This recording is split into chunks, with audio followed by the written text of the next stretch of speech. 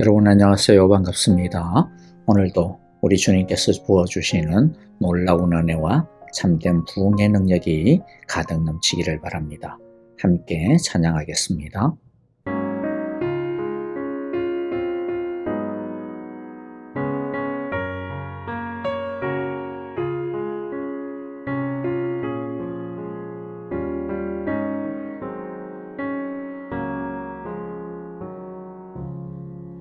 주 예수보다 더 귀한 것은 없네. 이 세상 부귀와 바꿀 수 없네. 영 죽은 내 대신 돌아가신 그 놀라운 사랑 잊지 못해. 세상 즐거움 다 버리고 세상 오늘 우리에게 주시는 하나님의 말씀 같이 읽겠습니다. 버렸네. 주 예수보다 더 귀한 것은 없네. 예수밖에는 없네. 주 예수보다 더 귀한 것은 없네. 이 세상 명예와 바꿀 수 없네. 이전에 즐기던 세상 일도 주 사랑하는 마음 맺지 못해. 세상 즐거움 다 버리고 세상 사랑 다 버렸네. 주 예수보다 더 귀한 것은 없네. 예수밖에는 없네.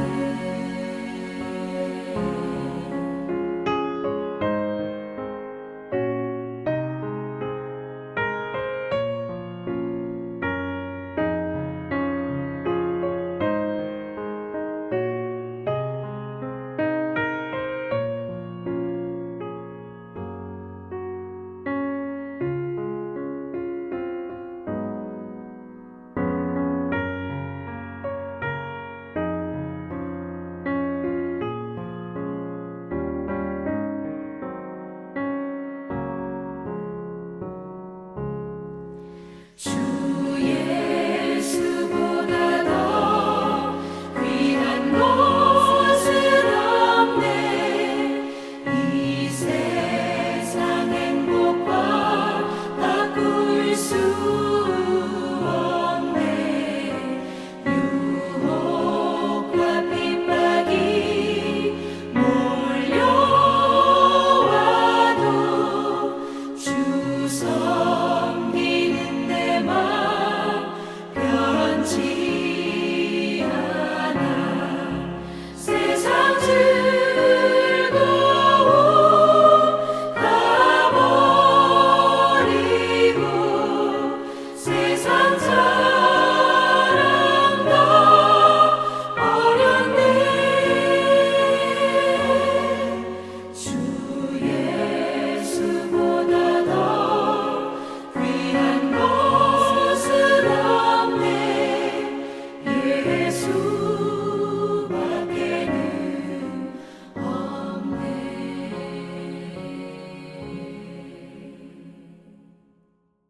오늘 말씀은 역대하 31장 1절부터 3절의 말씀입니다. 우리 함께 한 절씩 읽어보겠습니다. 거기에 있던 모든 이스라엘 사람들은 이 모든 일을 마치고 나서 각각 유다의 여러 성읍으로 돌아다니며 기둥 석상을 산산히 부수고 아세라 목상을 찍어버리고 유다와 베냐민과 에브라임과 므낫세 온 땅에서 산당과 제단을 하나도 남기지 않고 없앤 다음에 각자의 고향 자기들의 유산이 있는 곳으로 돌아갔다. 히스기야는 레위 사람들과 제사장들을 갈래를 따라 다시 조직하여 각자에게 특수한 임무를 맡겼다. 제사장들과 레위 사람들은 각자 맡은 임무에 따라 번제를 드리는 일, 화목제를 드리는 일, 성전 예배에 참석하는 일, 주님의 성전 여러 곳에서 찬양과 감사의 노래를 부르는 일을 하였다.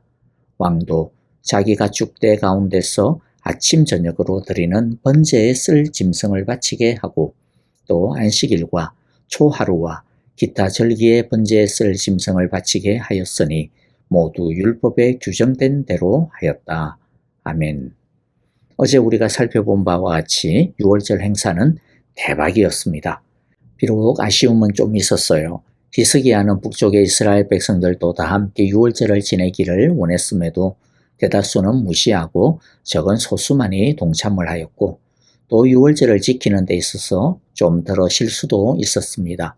그러나 이러한 다소의 아쉬움과 부족함이 있었지만 하나님께서는 너무나도 흡족하게 받으셨습니다. 유월절을 지킬 때 이들은 하나님께서 큰 기쁨을 부어주신다는 것을 느낄 수 있었습니다. 오늘날로 말하면 부흥이 임한 것입니다. 7일간의 무교절이 끝나고 이제 일상으로 돌아갈 시간이 되었습니다. 진짜 은혜를 받았는지 진짜 부흥이 임하였는지는 예배 시간에 알 수 있는 게 아닙니다.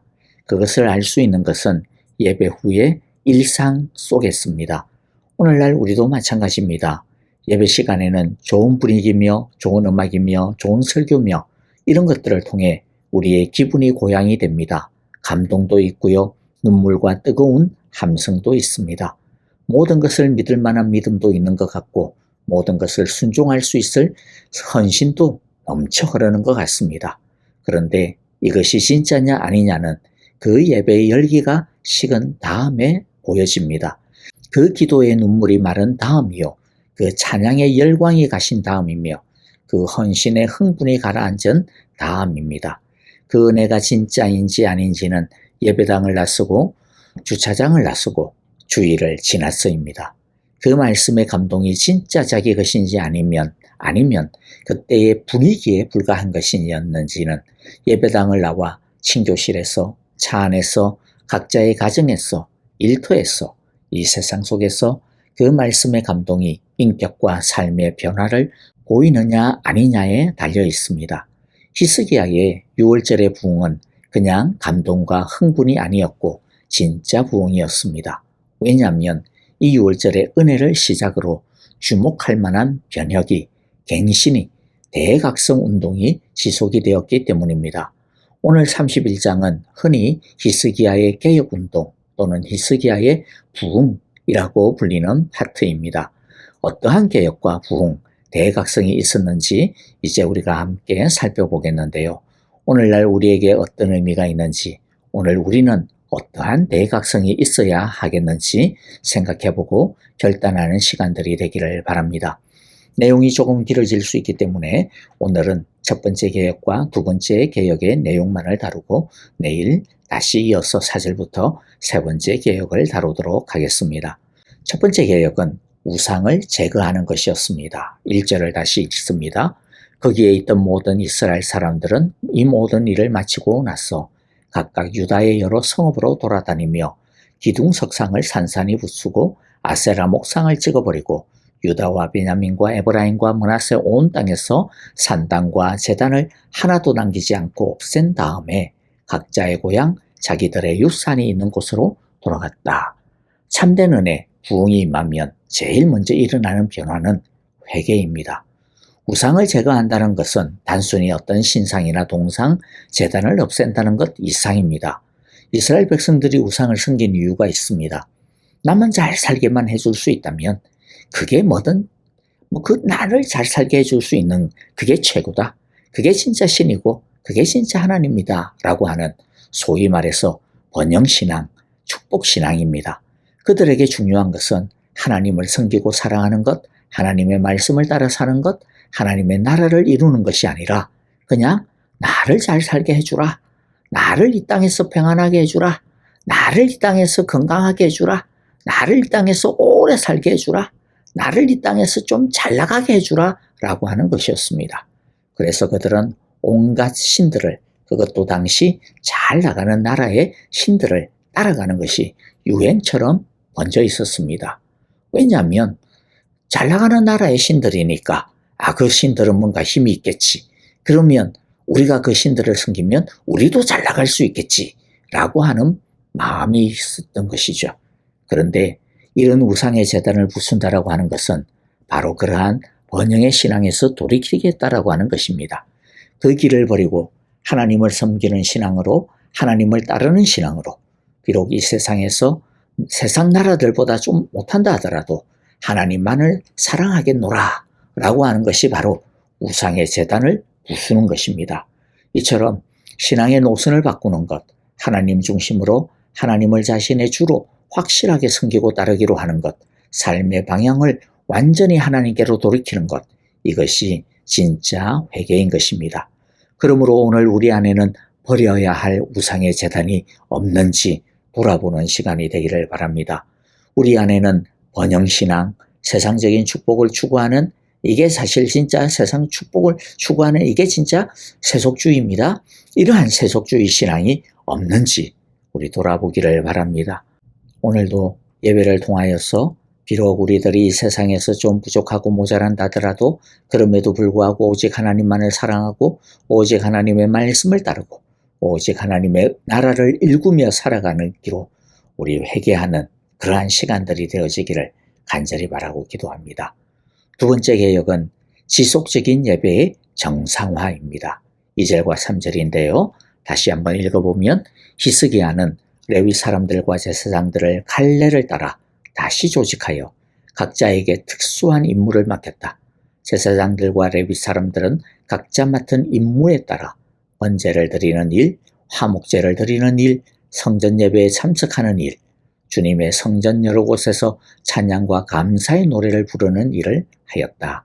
왕도 자기의 가축대 가운데서 아침 저녁으로 드리는 번제에 쓸 짐승을 바치게 하고 또 안식일과 초하루와 기타 절기의 번제에 쓸 짐승을 바치게 하였으니 모두 율법에 규정된 대로 하였다.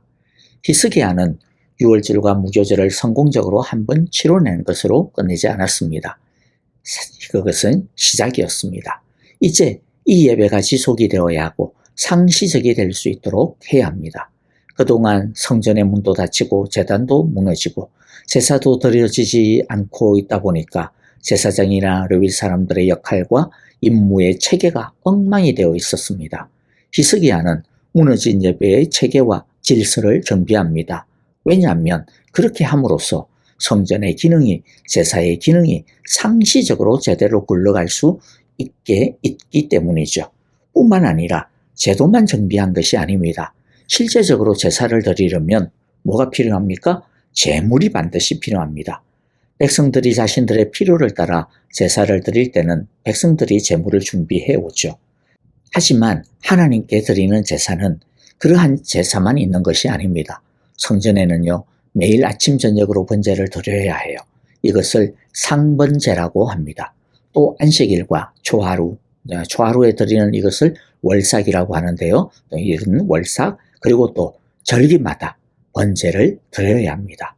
이때 제물들이 많이 필요해요. 이때 드리는 제물은 원래는 백성들이 11조를 드려서 그 11조를 가지고 준비해야 합니다. 그런데 지금 이 당시에는 11조를 드린 지가 너무 오래됩니다. 한마디로 말해서 성전 곳간이 텅텅 비어 있었습니다. 그러니까 번제에 필요한 제물이 하나도 없었던 거죠. 그래서 히스기야는 비어있는 성전의 곳간을 먼저 채웁니다. 그래서 번제가 끊어지지 않도록 제사와 예배가 중단되지 않고 매일매일 지속이 될 수 있도록 한 것입니다. 여러분, 이것을 오늘날 우리에게 어떻게 적용할 수 있을까요? 지속적인 예배의 정상화, 즉 예배의 일상화를 이루는 것이 진짜 개혁이라는 것이죠. 한 번 은혜를 거하게 받는 것만으로 끝이 나면 안 됩니다. 주일날 은혜를 많이 받는 것만으로 아이고 일주일 동안 충분하다 그렇게 생각하면 안 됩니다. 예배는 지속되어야 합니다. 또 매일매일 상시적이어야 합니다. 방금 보았듯이 옛날 구약 시절의 제사는 안식일이나 월삭 또 매절기뿐만이 아니라 매일마다 드렸잖아요. 아침 저녁으로 드렸습니다. 그뿐만입니까? 성전 안의 금초대에는요 매일마다 하루 종일 불이 꺼지지 않았습니다. 향단에는 하나님을 향한 향기로운 연기가 끊이지 않고 피어올랐습니다.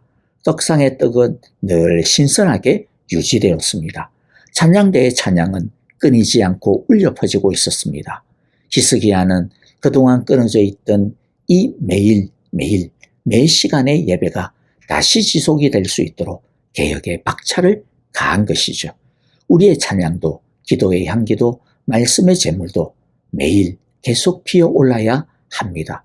예배의 일상화, 이 예배의 재단이 허물어지지 않도록 합시다. 이것이 은혜 받은 자가 이루어내는 부흥이요. 은혜 받은 자가 이루어내는 개혁이며 갱신인 것이죠.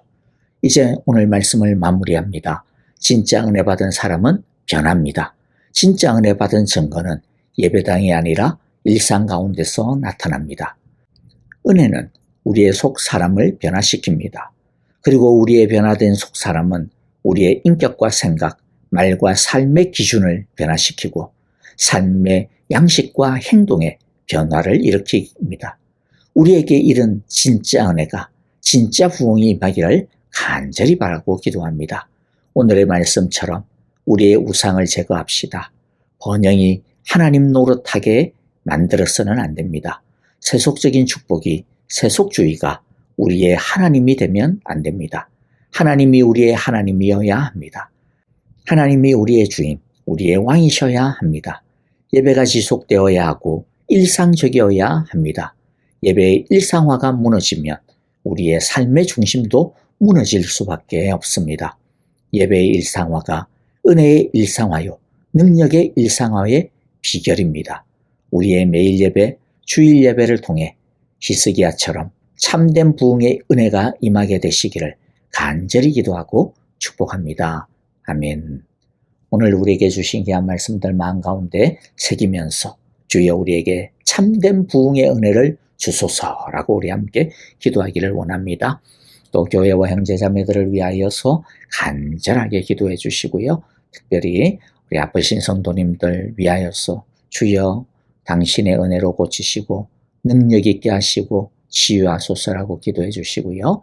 또 여러 가지 삶의 문제들을 안고 기도하고 있는 우리 형제자매들을 위하여서도 주여 은혜로 붙들어 주시고 덮어 주소서라고 함께 기도하시고 우리 선교사님들을 위하여서도 사랑을 담아 함께 뜨겁게 간절하게 기도하겠습니다.